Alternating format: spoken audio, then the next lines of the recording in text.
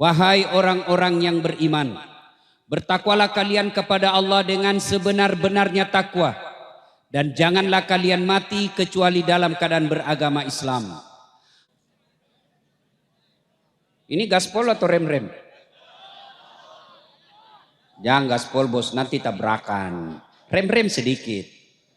Banyak di antara kita, insya Allah kita tidak tergoda perempuan, insya Allah kita tidak tergoda narkoba. Tapi yang membuat kita tergoda dan bisa masih dalam keadaan kekafiran, selalu memakan uang haram.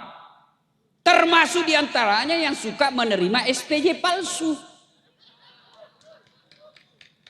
Ada SPJ-nya, tidak ada perjalanannya. Ini semua ini. Begitu bejatnya kita sebagian bangsa Indonesia, honor ustadz pun dipotongnya. Saya paling tidak senang itu kalau diceramah di kantor-kantor pejabat. Lain dia tanda tangan kita, lain pula dia kasih kita. Dia kasihnya kita kwitansi kosong. Saya kalau dikasih kwitansi kosong langsung saya tolak. Perjelas dulu bos, apa maksud ini kwitansi kosong? Tulis angkanya di situ. Kok kurangi nolnya, bahaya akibatnya. Yang ketawa saya serius ini. Ya, tak tahulah saya kalau di Madura ini, karena baru pertama saya diceramah Pulau Madura ini. Nah. Wa qala idzan Bismillahirrahmanirrahim. Ya ayyuhalladzina amanu dukhulu fis-silmi kaffatan wa la tattabi'u khutuwatis syaitan innahu lakum adu mubin. Wahai orang-orang yang beriman, masuklah engkau ke dalam Islam secara sempurna, bukan Islam pencitraan, bukan Islam pilpres, tapi Islamlah secara benar. Wa la tattabi'u khutuwatis syaitan, dan janganlah engkau ikuti langkah-langkah setan, karena sesungguhnya setan itu musuh yang nyata bagi kalian. Musuh kalian. Wa qala idzan Bismillahirrahmanirrahim. Ya ayyuhalladzina amanu dukhulu fis-silmi kaffatan wa la tattabi'u khutuwatis syaitan innahu lakum adu mubin. Wahai orang-orang yang beriman, masuklah engkau ke dalam Islam secara sempurna, bukan Islam pencitraan, bukan Islam pilpres, tapi Islamlah secara benar. Wala tattabi'u khutuwatis syaitan, dan janganlah engkau ikuti langkah-langkah setan, karena sesungguhnya setan itu musuh yang nyata bagi kalian.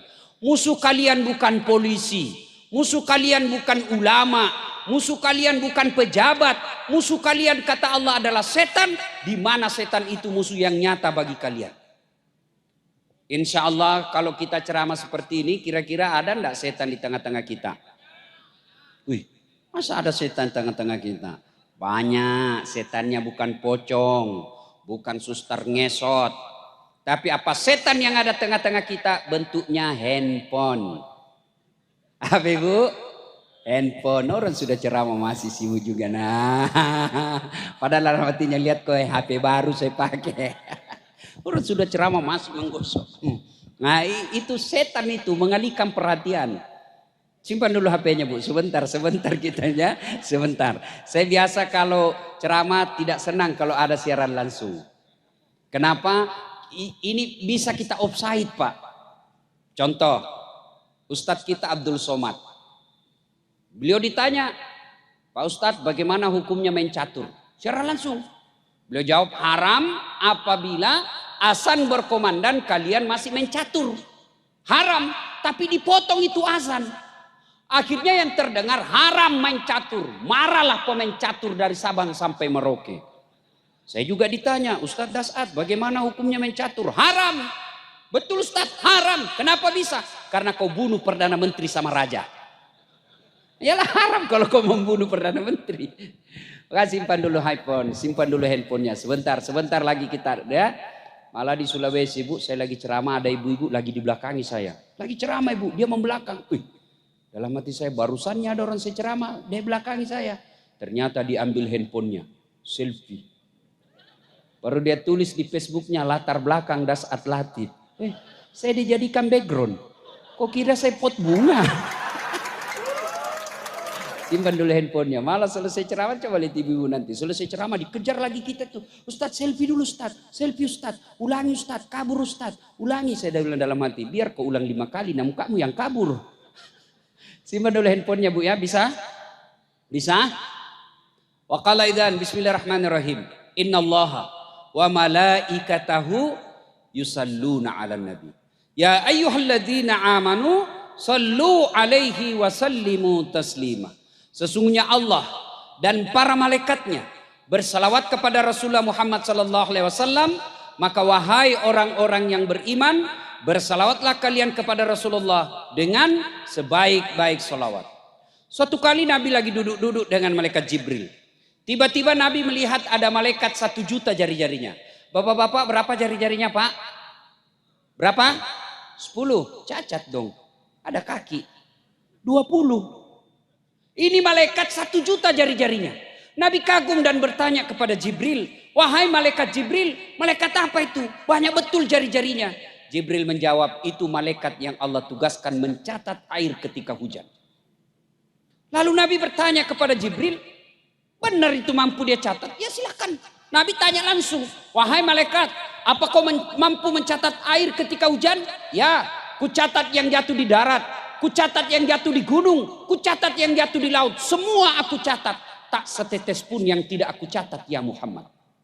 Kira-kira ada yang mampu mencatat air hujan Pak? Ada? Kenapa?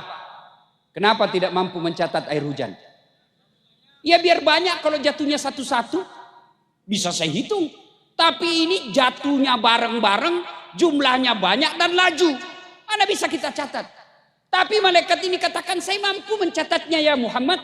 Satu yang tidak mampu aku catat. Apa itu? Ketika umatmu berkumpul di lapangan depan rumah jabatan Bupati Pamekasan. Lalu mereka bersalawat bareng-bareng di tempat itu. Saya tidak bisa mencatat betapa banyak pahala Allah turunkan di tempat itu. Maka ketika bapak-bapak tidak bisa memperbanyak amal dengan tahajud tadi malam. Ada yang tahajud tadi malam? Ada? Wah, pencitraan. Ada yang mampu Senin Kamis tiap pekan tidak bisa memperbanyak amal dengan bangun masjid, tidak bisa memperbanyak amal dengan umroh tiap tahun, maka perbanyak amal dengan cara apa? Ketika berkumpul kita seperti ini, jangan lupa bersalawat bareng-bareng kepada Rasulullah Muhammad SAW, karena dengan salawat bareng seperti itu Allah turunkan betapa banyak kemuliaan di tempat itu. Maka saya mau ajak salawat, boleh? Boleh? Saya mau dengar ini orang-orang Madura yang ada di sini, mana lebih kencang suara ibu-ibunya daripada bapak-bapaknya. Bisa?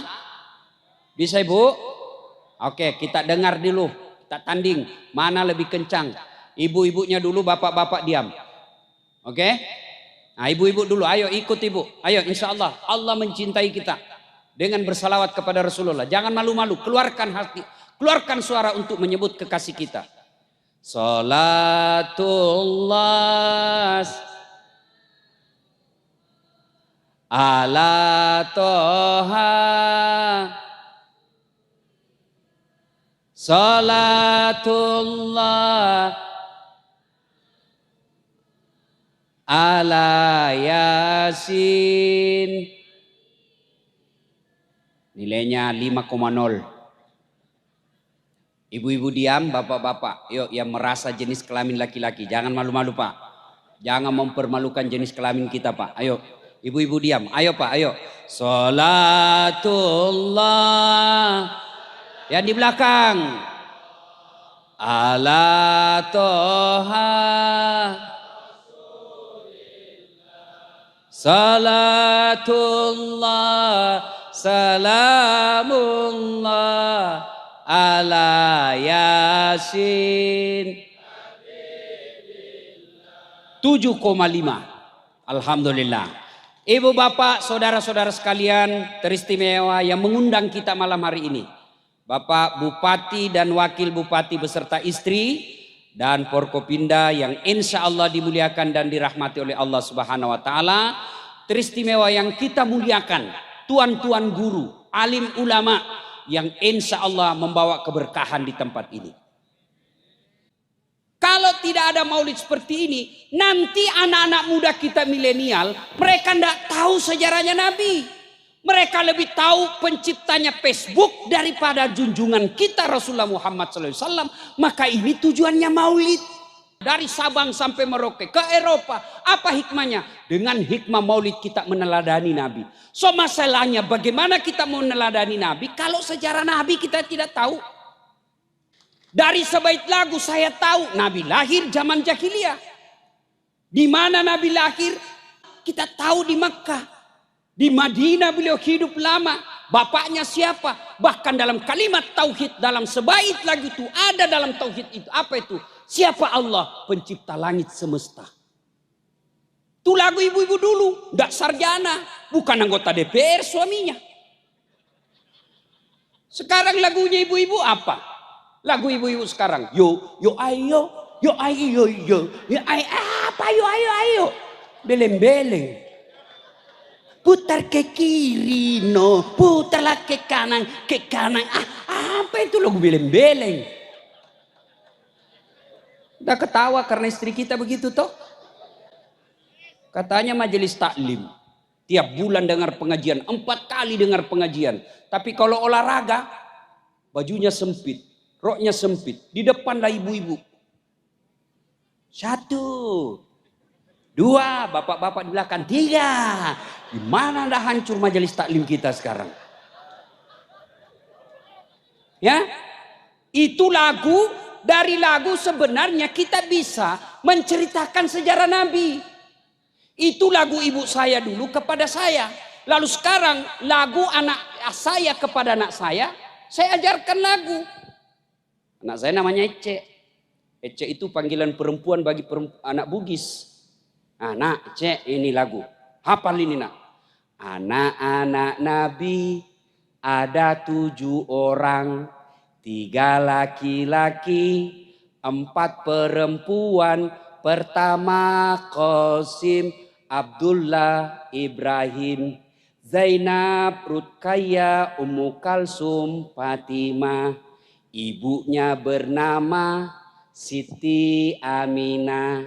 Bapaknya bernama Abdullah.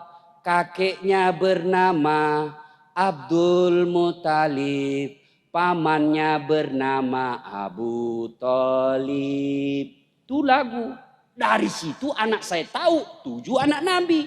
Pertamanya Qasim. 3 laki-laki, 4 perempuan. Ada dakwah syariat di dalamnya. Sekarang anak-anak kita, siapa yang ngajari ibunya? Ibunya juga yang salam lagu.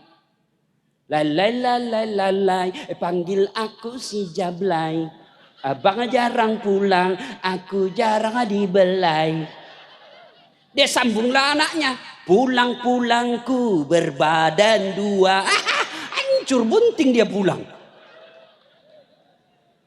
Jadi dari lagu kita bisa ngajarkan sejarah Nabi. Nah maulid ini juga sesungguhnya menceritakan sejarah Nabi. Supaya apa? Supaya kita bisa tahu dari kisah-kisah itu kita bisa meneladani Nabi. Maka saudara-saudaraku yang tidak mau maulid silahkan. Tapi jangan menuduh kami yang maulid ini orang yang sesat. Ini banyak anak-anak sekarang. Hidupnya lebih banyak bikin dosa, tiba-tiba hijrah. Modal jenggot, celana jingkrang. Langsung semua bid'ah. Maulid bid'ah. Isra Mi'raj bid'ah. Taksiyah bid'ah. Jabat tangan selesai sholat bid'ah. Doa bersama bid'ah. Tidak ada pada zaman Nabi. Bos. Kenapa Nabi, zaman sahabat, zaman Nabi, zaman tabi'in, tidak ada maulid. Kenapa? Mereka hidup sesama dengan Nabi. Mereka dekat dengan Nabi. Mereka lihat secara langsung Nabi. Mereka tahu sendiri sejarah hidup Nabi. Mereka tidak perlu diceritakan. Kalau kita yang sudah 1400 tahun, pasti lupa sejarah Nabi. Maka ini pentingnya maulid. Maka yang baik silahkan Anda tidak mau maulid, tapi hargai saudaramu yang mau maulid. Ini hanya alasan, ini kan tidak pernah sama Nabi. Saya bilang, Dek, kalau kau tidak pernah pada sama Nabi, sini kau dulu. Tolong sampaikan sama itu ustadzmu, jangan dia ceramah pakai mic. Karena pada zaman Nabi tidak ada mic. Ini bid'ah ini bos.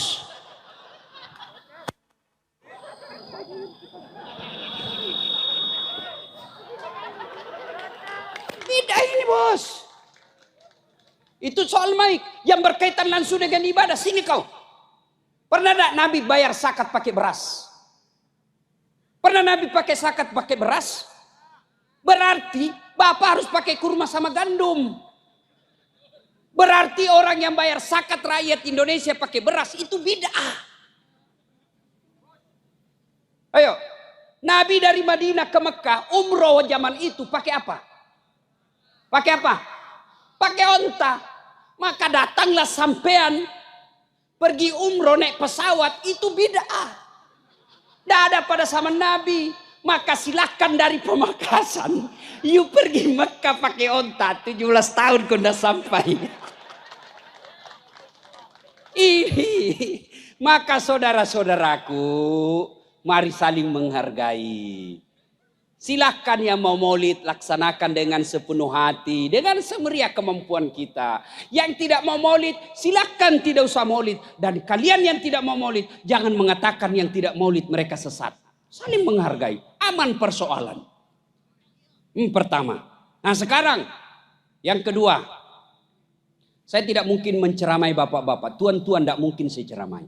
Saya sampaikan saja beberapa sisi kehidupan Nabi. Yang mudah-mudahan bisa kita bawa oleh-oleh pulang ceramah. Itu Nabi lahirnya zaman jahiliyah. Apakah jahiliyah itu berkaitan dengan waktu saja? Tidak. Jahiliyah itu berkaitan dengan karakter, mental, tabiat, sifat. Apa sifat jahiliyah? Satu di antara sifat jahiliyah itu. Makasih Pak Bupati. Alhamdulillah. Apa karakter masyarakat jahiliyah? Sombong. Di antara sekian banyak karakter jahiliyah, sombong. Apa itu sombong? Pakai barang mahal. Belum tentu sampean punya duit beli baju krokodil. Tahu krokodil? Buaya. Cap buaya. Sampean punya duit, beli itu kalau ada. Supaya marga harga diri kita tidak dihina orang lain. Ibu-ibu punya berlian, pakai itu berlian supaya orang tidak remehkan kita. Silahkan. Tapi apa itu sombong? Kata Nabi dua karakter sombong. Menolak kebenaran, nganggap remeh orang lain. Bapak pakai cap buaya. Itu katanya kalau asli kepalanya menghadap ke dalam. Kalau palsu menghadap keluar jadi buaya darat. Ada buaya darat di sini? Ada? Tidak ada Pak. Tidak tahu nanti. Kata Ustadz Abdul Somad, buaya itu selama dia di laut, di air dia akan setia. Tapi jangan coba-coba dia ke darat, dia buaya darat. Nah, karakter orang sombong itu dua. Satu, nolak kebenaran, nganggap remeh orang lain. Pintar, baik. Cerdas, baik. Tapi merasa diri paling pintar, tidak baik. Benar, baik. Tapi merasa diri paling benar, tidak baik. Kenapa? Sombong. Dan pintu masuknya sombong, kata Nabi ada 4. 1, bertambahnya ilmu. Ini ulama bisa di dalamnya. Penceramah bisa di dalamnya. Setan itu ibarat pemain musik. Dia tahu gendang yang cocok untuk seseorang. Kalau orang ilmu, dia datangi dengan cara apa? Sombongnya merasa diri paling pintar. Jangan sombong gara-gara ilmu. Allah jelaskan dalam Al-Quran. Wa ma utitu minal ilm illa qalila. Saya tidak kasih kau ilmu kecuali sangat sedikit. Saya kalau ada orang sombong sekali, hebat, merasa diri benar. Sini dulu. Tolong kau terjemahkan saya artinya alif lam mim. Ada yang tahu artinya alif lam mim? Ada? Itu baru alif lam mim. Mana kau mau sombong? Kau sudah tidak tahu alif lam mim. Jangan sombong gara-gara ilmu. Allah marah, dia cabut kau punya ilmu. Pikun. Mana ada obatnya pikun sampai sekarang? Ada di Makassar. Banyak betul gelarnya Pak. Kalah-kalah gelar saya. Tapi sombong betul. Begitu mau pensiun, mulai pikun-pikun. Diprotes sama istrinya. Pak, biasanya kalau kau mau pergi mengajar, kau cium-cium jidatku. Ini sudah hampir 10 hari, kau tidak pernah lagi cium saya. Kata suami dalam hati, astagfirullah. Berarti siapa saya cium selama ini? Ternyata pembantunya dia cium. Jangan sombong. Kalau Allah cabut, kau tidak bisa bedakan mana pembantu, mana istri. Jangan juga modus, Pak. Mantan-mantan sudah dengar begini, besok masuk kamar pembantu. Didapat sama nanya, oh nak, saya kira ibumu nak. Apa yang kita mau sombongkan dengan ilmu itu? 2. Penyebab datangnya sombong kata Nabi. Bertambahnya pangkat jabatan. Anggota DPR mau sombong. Bapak jadi anggota DPR karena dipilih. Kalau tidak dipilih, wabillahi taufiq wal hidayah. Wassalam. Bupati mau sombong, pret. 5 tahun aja, bos. Kalau terpilih lagi, ya 10. Kalau sudah 10 tahun, biar bapak masih mau jadi bupati, tidak bisa, Pak. Bapak 10 tahun sudah itu lepas, mau lagi pasang lambang Garuda, dibilangi orang gila. Apa yang kita mau sombongkan dengan bupati? Hah? Kepala dinas mau sombong. Bapak jadi kepala dinas karena disenang sama Pak Bupati. Biar Pak Bupati senang, kalau istrinya bupati tidak senang, wassalam. Ayo. Apa yang mau sombongkan dengan jabatanmu? Yang ketawa saya serius ini. Karena Ibu Bupati juga ini menentukan juga, Pak. Biar Pak Bupati sudah teken datang. Ya jangan suka selingkuh ini. Nah, jangan. Nah jalan. Yang ketiga. Apa yang Bapak mau sombongkan? Kata Nabi. Tambahnya apa? 1 tambah ilmu, 2 tambah jabatan, 3 tambah harta. Jangan sombong gara-gara harta.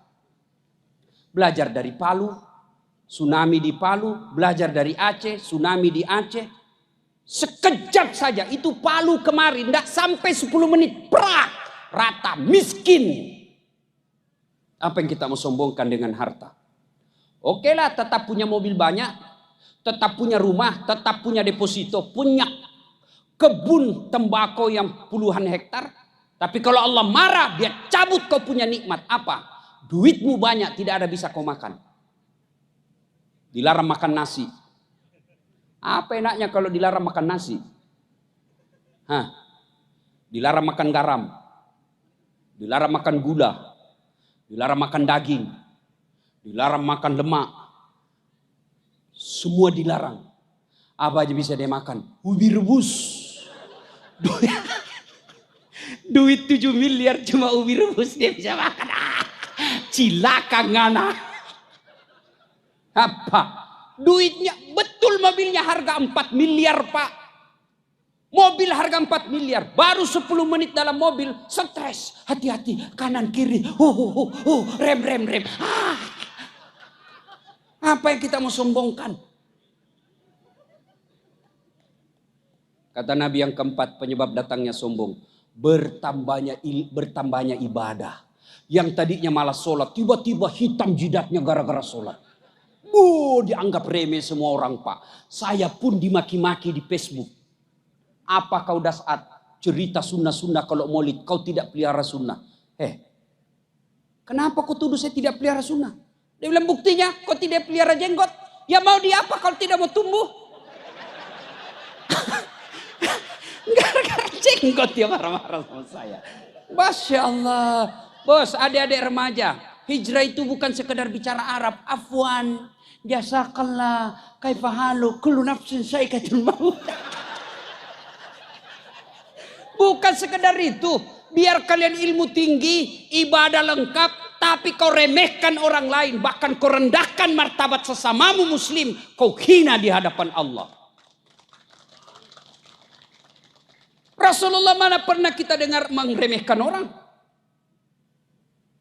Jadi orang sombong itu jahiliyah. Meskipun dia hidup di tahun 2020 dia sombong, karakter jahiliyah ada pada dirimu. Jadi jahiliyah itu bukan tahun sebelum Nabi lahir. Sekarang pun kalau kamu jahiliyah, sombong, nganggap remeh orang lain, nolak kebenaran, kalian masyarakat jahiliyah. Maka hadir agama menghilangkan kesombongan itu. Kata Allah dalam hadits qudsi, ada 3 temannya setan. Satu di antara teman setan, ghaniyun mutakabbir, orang kaya yang sombong. Kaya jabatan sombong, temannya setan. Kaya harta sombong, temannya setan. Kaya ilmu sombong, temannya setan. Kaya ibadah sombong, temannya setan. Tapi orang masih maklum, kalau dia punya jabatan, punya duit, punya harta, punya kekuasaan, dia sombong. Orang masih bilang, ya maklumlah dia bupati. Ada jabatannya, ada kepala dinasnya, ada staf ahlinya, ahli yang tidak ada stafnya. Ada satpol PP-nya, ya wajarlah. Tapi temannya setan. Tapi kalau sudah miskin, tidak terkenal, bego, goblok, dongo, beleng-beleng, sombong lagi. Kau bukan temannya setan, kau sudah jadi setan cilaka. Ya ketawa, saya serius ini. Ayo Bapak Ibu Saudara-saudara sekalian. Nih, berikutnya. Kisah berikutnya. Ketika usia Rasulullah 36 tahun. Terjadi perselisihan di kota Mekah. Belum jadi Nabi, belum jadi Nabi. Apa sumber perselisihannya? Ka'bah dipugar dan batu Hajar Aswad ingin ditempatkan kembali pada posisi. Bertengkar 4 suku. Merasa masing-masing punya hak meletakkan batu itu. Kira-kira kalau di Pamekasan ini orang Madura katakan saya lebih berhak. Orang Jawa kata kami lebih berhak. Orang Bugis kalau ada kata kami lebih berhak. Kemudian orang Betawi katakan kami lebih berhak. Mereka bertengkar 4 suku di Mekah ini. Berhari-hari tidak ada solusi. Akhirnya satu di antara kepala suku berkata begini aja. Daripada kita ribut tidak ada ujung pangkalnya. Kita tunggu besok. Siapa orang pertama yang lewat di pintu itu. Dia tunjuk satu pintu. Kira-kira pintu masjid lah kalau sekarang. Siapa yang lewat di pintu itu besok. Dialah yang kita tunjuk untuk menunjuk siapa yang angkat batu di antara kita ini. Gimana saudara-saudara sekalian? Setuju? Setuju. Tunggu besok. Tunggu. Oh, ternyata siapa orang pertama yang lewat di pintu itu? Dialah Muhammad bin Abdullah. Yang masyarakat Makkah menggelarinya sebagai manusia Al-Amin yang dipercaya. Kira-kira di Pamekasan ada diberi gelar Al-Amin? Ada. Ada anggota DPR Pamekasan dikasih anggota DPR Al-Amin. Ada. Ada ASN dikasih gelar Al-Amin. Tidak ada Pak. Zaman Nabi. Belum lagi diangkat jadi Rasul. Usia remaja. Nabi sudah diberi gelar Al-Amin yang terpercaya. Kalau kita sekolah tinggi-tinggi. Tapi tidak ada Al-Amin. Maka disepakati, oke setuju, ini cocok sudah ini. Inilah masyarakat kita, warga kita yang paling jujur. Ya Muhammad, siapa yang kau tunjuk di antara kami ini? Kata Nabi, baiklah kalau begitu. Nabi buka serbannya. Adik-adik berapa tahu serban? Tahu serban? Berapa sujudnya serban? Berapa? 4. Berapa suku yang bertengkar? 4. Kata Nabi begini, daripada sedulur-sedulur ribut, oke, ini serban, kau pegang sudutnya masing-masing. Pegang sudutnya masing-masing 4 kepala suku, lalu daripada sedulur-sedulur ribut, sampean ribut, kita angkat bareng-bareng. Setuju? Setuju. Begitu diangkat bareng-bareng, ayo pegang masing-masing, kita letakkan sama-sama. Setuju? Setuju. Kembalilah batu Hajar Aswad di posisi semula tanpa ada perselisihan. Akhirnya Rasulullah menunjukkan pandai manajemen beliau mengatasi masalah tanpa masalah. Oh, tahu juga orang di sini Pegadaian. Masya Allah. Artinya apa? Kalau kalian mencintai Rasulullah dan ingin meneladani Rasulullah, maka jadilah umat yang pandai, cerdas. Begitu pentingnya ilmu pengetahuan dalam Islam. Ayat pertama turun bukan perintah puasa. Ayat pertama turun bukan perintah sholat. Ayat pertama turun bukan perintah zakat. Bukan perintah haji. Tapi apa yang Allah pertama turunkan? Iqra, baca. Berarti umat Islam ini tidak boleh menjadi umat yang bodoh. 4 sahabat Nabi. Pak Bupati mohon izin. Kalau Pak Bupati ingin mengangkat staf ahli atau tim sukses, ini 4 karakter sahabat Nabi yang perlu dicontoh. 1, Abu Bakar Siddiq. Beliau sangat arif dan bijaksana. Maka harus ada yang dekati bapak orang yang arif dan bijaksana. Yang kedua, Umar bin Khattab yang digelari dengan Al-Faruq. Yang artinya tegas, haram, haram, halal, halal. Tidak ada kompromi. Umar bin Khattab. Jangan penjilat. Ya, siapa. Ini yang merusak bupati ini. Biar salah siap. Ini yang merusak pejabat kita ini. Menjadi feodal. Biar salah dibilang siap benar. Yang ketiga, Utsman bin Affan. Pengusaha dermawan. Bukan pengusaha pelit. Yang banyak memang dekat-dekat pejabat ini kan pengusaha. Tapi pengusaha serakah. Dia mau ambil semua proyek. Ini yang rusak bupati ini. Mesti Utsman bin Affan. Hartanya diberikan untuk kemakmuran umat. Pak Bupati, ambil saya punya perusahaan. Yang penting makmurkan masyarakat. Itu Utsman bin Affan. Yang keempat, Ali bin Abi Thalib. Tokoh muda, brilian, cerdas. Sampai Nabi katakan, 4 sahabatku, Ali bin Abi Thalib paling cerdas. Nah, Ali bin Abi Thalib pernah ditanya sebagai orang cerdas. Ali, jika engkau disodorkan antara harta dengan ilmu, pilih mana? Ibu-ibu, kalau saya sodorkan iPhone 11 dengan kitab Durratun Nasihin, pilih mana ibu? Pilih mana? Kitab, pencitraan. Bapak-bapak pilih mana? Handphone atau Durratun Nasihin? Handphone. Tapi apa kata Ali? Saya pilih ilmu. Kenapa pilih ilmu ya Imam? Ada 3 kelebihan ilmu dibanding harta. 1, harta setengah mati kau jaga, ilmu dia yang jaga kamu.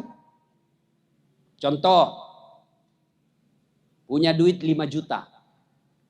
Kasih masuk bele-bele. Bele-bele itu di Makassar, arti bele-bele itu kalau di sini kaleng. Kaleng-kaleng. Bukan otaknya kaleng-kaleng. Kaleng. Sudah itu masukin duit. Kaleng itu digembok. Sudah? Sudah gembok. Kaleng ini dimasukin lemari. Gembok lagi lemari. Sudah berapa gemboknya? 2. Keluar kamar, gembok lagi kamar. Berapa gemboknya? 3. Keluar rumah, gembok lagi pintu rumah. Berapa gemboknya? Keluar pagar, gembok lagi pagarnya. Berapa gemboknya? 5. Sampai kantor bupati hilang kuncinya. Setengah mati kita jaga itu harta, Pak. Tapi ilmu, dia yang jaga kita. Mana buktinya? Pak Bupati. Ada Satpol PP yang jaga. Polisi setengah. Ini kan Satpol PP ini kan polisi setengah, tidak ada tembaknya. Biasa juga ada tembaknya, tempatnya saja, pandar pistolnya. Ya toh? Iya toh? Dijaga Pak. Kemana-mana ada polisi ngawal. Kemana-mana dikawal sama polisi lah JPR apakah itu. Itu dikawal Pak. Kenapa jadi dikawal? Karena jadi bupati. Kenapa jadi bupati? Karena cerdas. Mana buktinya? Dengar sambutan tadi. Masih muda. Dan programnya mencerdaskan kehidupan masyarakat. Ini pengejawantahan, penerjemahan daripada Iqra, baca. Apa itu? Berikan beasiswa masyarakatmu. Tinggal kepala dinas.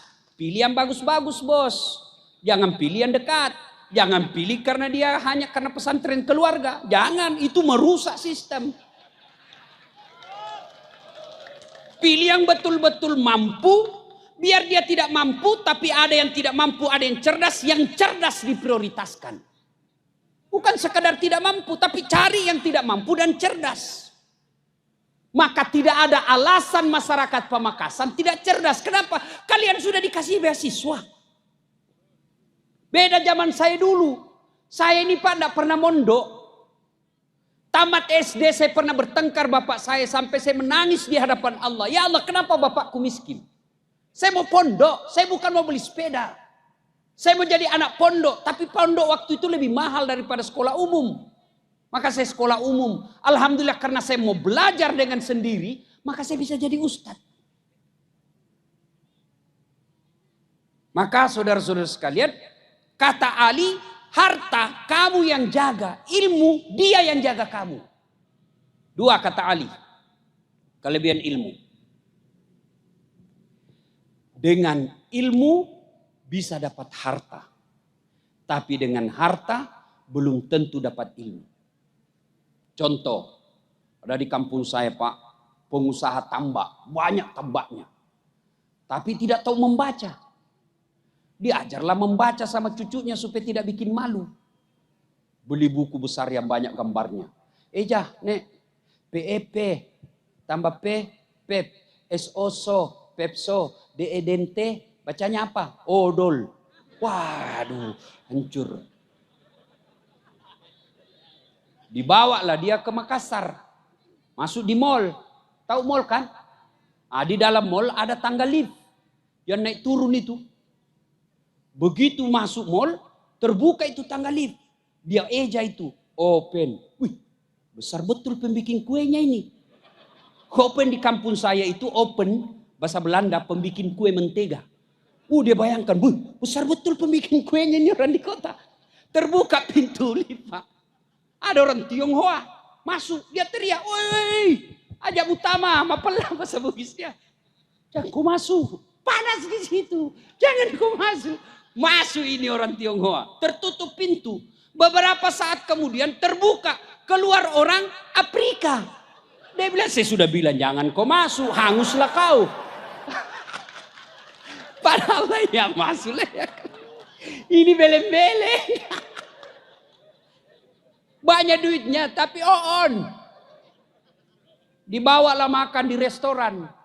Gimana makannya Pak? Anaknya bawa restoran di Makassar. Enak semua makanan tadi nak. Satu aja ndak kusuka. Setengah mati kutelan ndak mau masuk. Repot. Kata anaknya, "Yang mana?"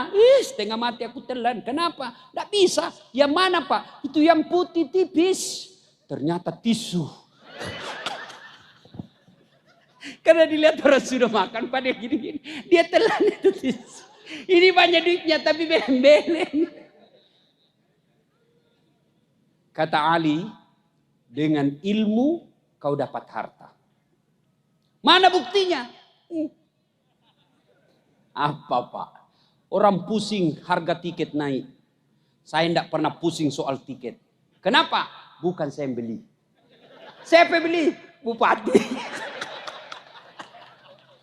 Ayo Pak. Hebatnya lagi, pergi tidak bawa uang, pulang los. Maka belajar adik-adik sekalian. Ini kita punya Pamekasan.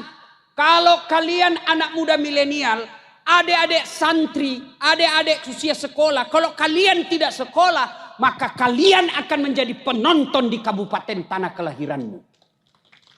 Berarti kalau kita cinta kepada Rasul, kita ingin meneladani Rasulullah dalam kehidupan sehari-hari. Nggak usah dulu deh yang jauh-jauh. Coba mulai malam ini hormati dan muliakan istri.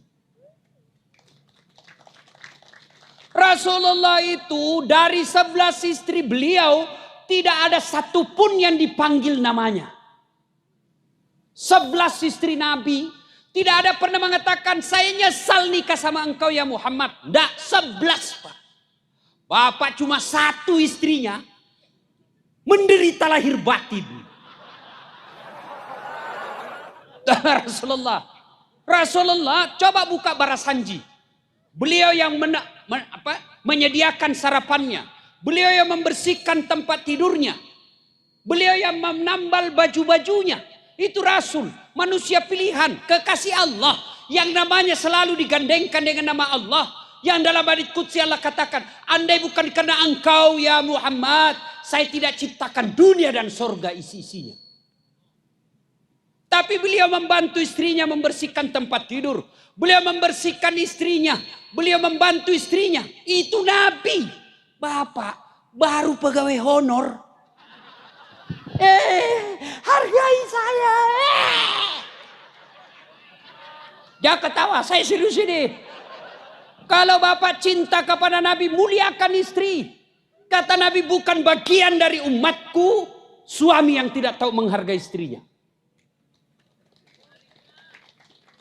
Itu muliakan. Rasulullah itu, beliau masuk kamar, sudah ada sisirnya. Dan begitu keluar dari kamar, sudah rapi rambutnya karena memuliakan istrinya. Kita sudah habis sempat pisang goreng. Masih acak-acakan rambut pagi-pagi. Kata istrinya, baikinlah itu rambutmu mas. Apa kenapa rambut saya keurusin? Rasulullah. Maka wajar Rasulullah sangat dicintai oleh istri-istri beliau. Tidak pernah beliau memanggil nama istrinya.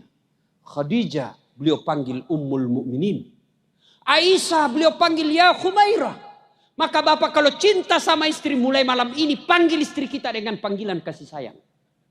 Wahai istriku yang memancung hidungnya di lorong 3. Dia bilang istriku ndak mancung hidungnya Ustaz. Ya giginya lah kau lihat. Justru giginya yang mancung Ustaz. Ya carilah mana yang spesial buat istri ya. Jangan mentang-mentang istri kita hitam dipanggil hitam. Hitam. Kata istrinya apa sih mas pesek. Rasulullah, bayangkan, Rasulullah begitu menghargai istri. Pernah suatu ketika beliau kumpul di ruang tamu bersama sahabat. Tiba-tiba datang istri beliau yang ketiga, yang agak senior, agak tua. Dan yang membuka pintu Aisyah. Istri tua beliau ini datang membawa kue, makanan untuk Rasul. Tapi siapa yang buka pintu? Aisyah. Begitu buka pintu, Aisyah apakah mengambil kue itu? Tidak. Beliau ambil lalu ditumpahkan. Karena cemburu. Kira-kira kalau Bapak kepala dinas ditumpahkan di depan muka dan ada kawan-kawan di sini. Apa Bapak kira-kira masih senyum? Kau permalukan saya. Saya ini eselon. Tapi apa begitu Rasulullah? Rasulullah tidak meresponnya dengan emosi. Rasulullah tidak meresponnya dengan harga diri beliau. Apa beliau katakan kepada sahabatnya? Kau lihat itu ibumu lagi cemburu. Cobalah amalkan bagaimana Rasulullah sangat memuliakan istrinya. Ini kita, istri yang hamilkan anak kita. Istri yang melahirkan anak kita. Istri yang menyusui anak kita. Istri yang mendidik anak kita. Kita ambil dari rahim ibunya. Kita ambil dari orang tuanya. Lalu sampai di rumah kita maki-maki dan kadang-kala kita hina. Wajar. 30 tahun cari nafkah tidak bisa lepas dari kredit. Kenapa Bapak tidak mampu memuliakan orang yang mendampingi hidup kita?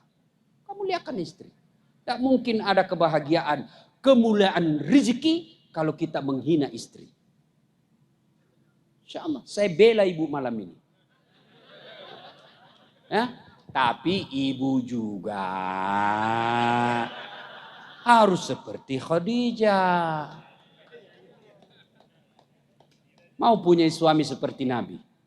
Mau dong Ustadz. Tapi ibu juga harus punya sifat seperti istri Nabi. Bagaimana istri Nabi? Coba lihat Khadijah. 3 hari 3 malam. Tidak pulang-pulang Nabi. Karena ada di Gua Gua Hira. Terima wahyu. Pulang kedinginan. Beliau kedinginan pulang. 3 hari 3 malam tidak pulang. Begitu pulang kedinginan. Lalu Rasul berkata, ya istriku, kedinginan saya, selimuti saya. Kira-kira ibu-ibu, 3 hari 3 malam tidak ada kabar dari suami. Di WhatsApp di reject. Di telepon dimatikan. Tiba-tiba pulang kedinginan, selimuti saya ibu. Kira-kira ibu selimuti? Nah, ibu interogasi. Dari mana kau? Nah, artinya apa? Kalau ibu mau punya kekasih suami seperti Rasulullah, maka punyalah sifat sangka baik. Ini berapa banyak rumah tangga berantakan karena istri selalu sangka buruk. Telepon suaminya tidak jawab, mulai sangka buruk. Pasti nih, gara-gara Reoni ketemu lagi ini. Sangka baik, telepon tidak dijawab jam 8 pagi. Oh, berarti suamiku lagi sholat duha. 1 jam kemudian telepon belum dijawab. Oh, berarti lagi rapat dengan Pak Bupati. Jam 12 telepon belum dijawab. Oh, lagi sholat jamaah di masjid bapak ini. Tiba-tiba sore masuk WhatsApp. Saya lihat suamimu, wih bonceng cewek, cantik betul. Oh, berarti suami saya lagi nge-grab. Enak perasaan. Tidak ada bahagianya orang yang selalu sangka buruk. Sangka baik. Sangka baik. Berapa banyak rumah tangga berantakan gara-gara motivasi sangka buruk. Yang dia sangkakan belum tentu terjadi. Sangka baik aja. Tidak usah terima, tidak usah diperiksa terus itu handphone. Pulang diperiksa terus. Kayak kita tahanan kota saja. Baru 10 menit keluar ditelepon. Di mana kau Pak? Di mana kau? Saya di kantor jadi ibu didengar semua orang. Di mana kau? Di kantor. Coba video call. Ada begitu di sini? Ada? Ada takut sama istrinya di sini? Ada? Berhenti kau jadi laki-laki kalau takut sama istrimu. Tapi kalau dia ngamuk Ustaz, dia pecahkan piring, tidak ada masalah. Kalau dia pecahkan satu lusin. Dia pecahkan gelas, pecahkan semua satu tempat piring. Kenapa? Piring boleh dibeli, gelas boleh dibeli. Harga diri sebagai suami tidak boleh diinjak-injak istri. Takbir. Ah, itulah tadi yang takut sama istrinya. Ibu juga jangan kasihan seperti tahanan itu suami. Bapak, ibu pikir itu gampang jadi suami? Coba lihat nih kasihan ini. Coba lihat tuh muka-muka suami kita ini. Kasihan ya Pak. Setengah mati cari duit supaya ibu bisa pakai emas. Supaya pulang kampung pakai baju baru dihargai keluarga. Itu si suami kita. Dia pikir bagaimana supaya ibu bisa dibelikan AC di kamar. Tuh. Kasihan maka jangan dijadikan tahanan kota. Pulang diperiksa semua handphone. Gimana kita punya harga diri? Saya serius ini Bu. Kalau ibu mau, kata Nabi, ibu mau punya suami setia hingga akhir, 3 aja rumusnya Bu. Pegang ini baik-baik. 1, kata Nabi, buat matanya senang. Gimana caranya maksudnya Ustaz? Terjemahannya, jadilah wanita yang cantik di depan suami. Kalau suami senang baju merah, pakai terus baju merah. Dari Sabang sampai Merauke tugas baju merah aja harus dipakai. Kalau suami senang model rambut poluan, seperti rambut poluan. Saya tidak senang Ustaz, bukan soal ibu senang atau tidak. Yang soal ibu adalah suami saya senang. Sebaik-baik penampilan seorang istri adalah ketika ada suaminya di rumah. Makan kita tidak Pak. Baru pulang daster tinggi sebelah. Pakai bedak yang terbuat dari beras. Wah penuh semua ini, dikasih mentimun matanya. Tidur ngorok, angkat ketek. Bagaimana kita tidak cepat sakaratil maut? Coba, mulai besok ibu coba pakailah, ibu-ibu besok ini. Ibu besok kalau perlu mau pulang suaminya pakai baju renang. Coba itu. Itu resep Nabi. Buat matanya senang. Yang kedua kata Nabi, buat perutnya terisi. Kenyang. Maka masaklah masakan kesenangan suami. Sekali-kali telepon suami kalau tidak bisa tiap minggu. Sekali sebulan. Terima gajinya, terima honornya. WhatsApp suami kita. Pak jangan lupa. Jangan makan di luar hari ini. Hari ini semasa spesial buat bapak. Senangkan kita sebagai suami. Langsung dikasih lihat semua teman di warung kopi. Kau lihat ini. Istri soleha. Ini makanan suami istri saya. Oh luar biasa. Bu, pernah WhatsApp suaminya begitu? Bapak-bapak pernah menerima WhatsApp, jangan makan hari ini di luar Pak, pernah. Paling yang Bapak terima, jangan lupa singgah beli gas. Disuruh singgah beli gas, padahal pangkatnya kapten. Iya. Kok tahu Ustaz? Ya saya pernah rasakan. Astagfirullah. Saya pulang takziah tiba-tiba masuk WhatsAppnya mamanya cek di rumah. Ustaz habis pembalut. Innalillah.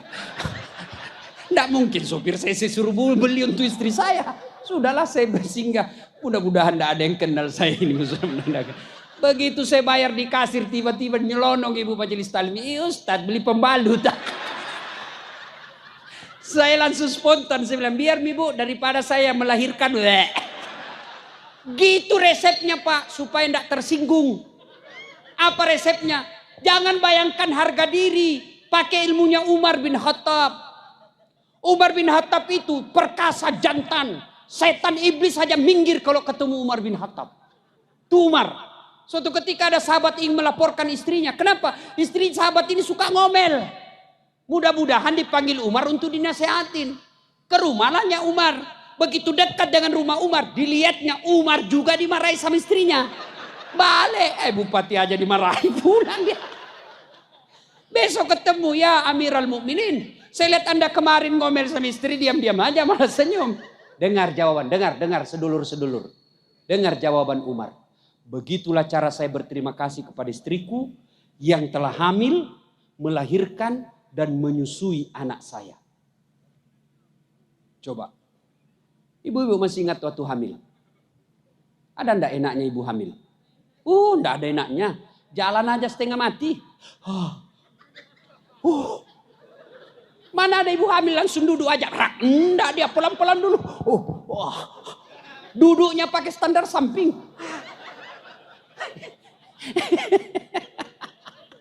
Iya toh. Kalau kita kan pasti repotnya paling waktu ngidam. Apa doanya supaya berhenti ngidam? Saya bilang, ngidam apa istrimu?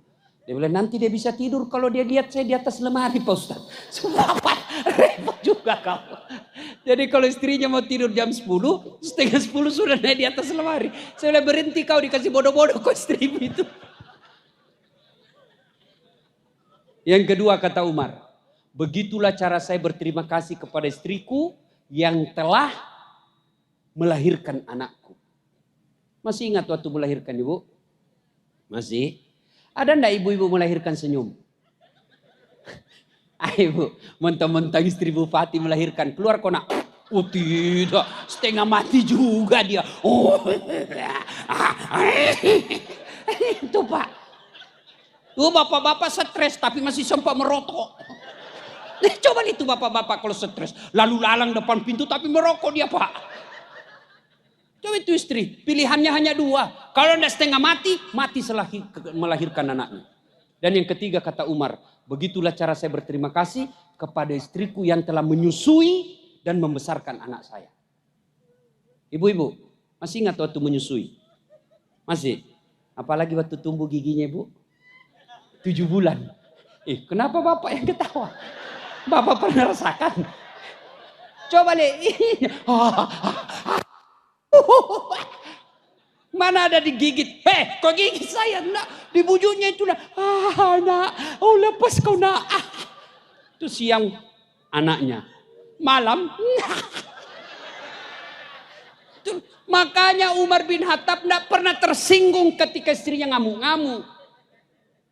Itulah sebabnya ketika Nabi ditanya, ya Rasulullah, setelah Allah dan Rasulnya siapa yang saya taati ya Rasul?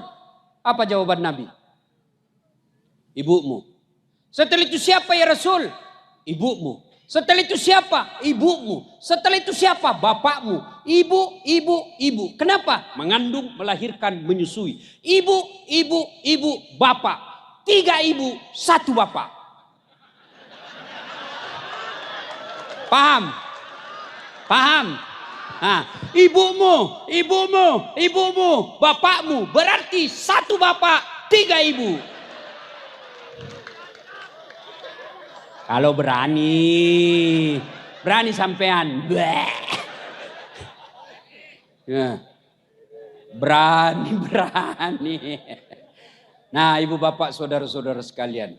Berarti kalau cinta kepada Rasul, teladani Rasul sebagai suami, ibu teladani Rasul menjadi seperti istri Nabi. Bapak saudara-saudara sekalian. Banyak yang ingin kita sampaikan, tapi waktu yang terbatas. Insya Allah lain waktu dan kesempatan kita akan lanjutkan. Dan pada akhirnya, apapun dan siapapun kita, ada pada diri Rasulullah Muhammad SAW.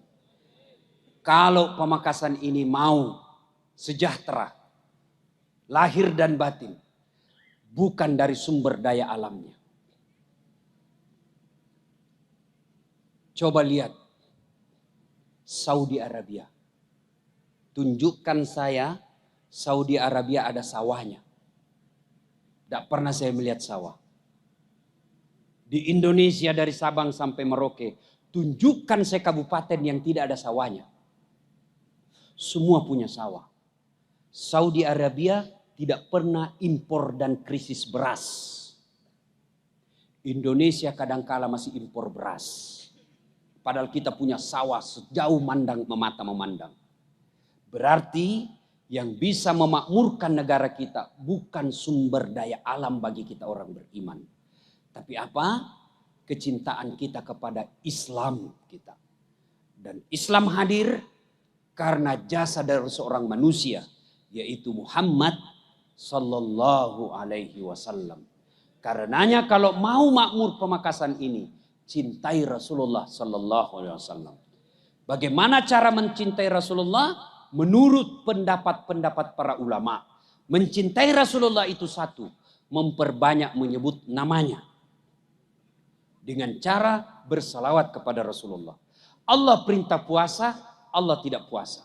Allah perintah haji, Allah tidak haji. Allah bahkan perintah sholat 5 kali sehari semalam.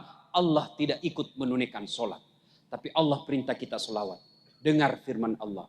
Inna Allah wa malaikatahu yusalluna ala nabi.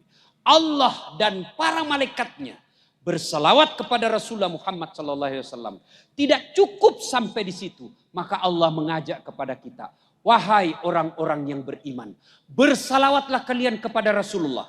Bersalawatlah kalian kepada Rasulullah. Yusalluna ala nabi. Sallu alaihi wasallimu taslima. Bersalawatlah kalian kepada Rasulullah. Dengan sebaik-baik salawat.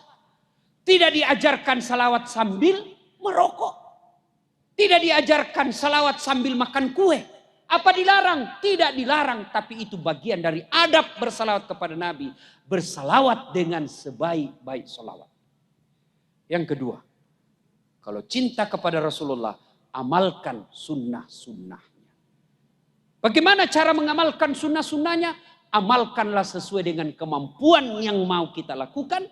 Tanpa menghina orang yang tidak mampu melakukan sunnah. Ada orang barangkali mampu memelihara sunnah dengan pelihara jenggot. Silahkan. Ada orang yang mampu memelihara sunnah dengan cara apa? Kaki celananya jingkrang. Silahkan. Ada orang yang memelihara sunnah dengan Senin Kamis. Silahkan. Silahkan yang Senin Kamis. Jangan engkau celah orang yang pelihara jenggot. Silahkan pelihara jenggotmu. Tapi jangan engkau meremehkan orang yang tidak pelihara jenggot. Lakukan sunnah itu sesuai dengan kemampuan kita. Dan yang ketiga ketika cinta kepada Rasulullah. Syarat yang ketiga. Pelihara warisannya. Cintai warisannya. Apa warisan Nabi? Bukan bupati. Bukan presiden. Tapi apa warisan Nabi? Al-ulama'u warisatan anbiya. Ulama adalah pewaris para nabi. Mencintai ulama bagian daripada perintah agama. Suatu kali ketika pintu surga dan neraka sudah mau ditutup. Yang artinya penghuni neraka sudah abadi. Penghuni surga sudah abadi. Begitu pintu neraka mau ditutup. Allah perintahkan kepada malaikat penjaga neraka. Malaikat tunggu dulu. Jangan dulu kau tutup. Masih ada satu hambaku. Angkat dia masuk ke dalam surga. Kata malaikat tidak ada lagi. Orang bejat semua sudah ini sisa-sisa. Saya lebih tahu dari engkau malaikat. Kau turun cari. Turun cari. Setengah mati cari. Kenapa? Barang rongsokan. Cari ketemu. Diangkat ada cahaya dalam dirinya. Apa yang pernah kau lakukan sehingga engkau batal. Abadi dalam neraka dan engkau diangkat masuk surga. Tidak ada. Aku ingat dulu. Pasti ada. Tidak ada. Pasti ada. Oh ingat punya ingat. Oh saya ingat ya malaikat. Apa? Saya pernah bersahabat dengan sahabatnya ulama.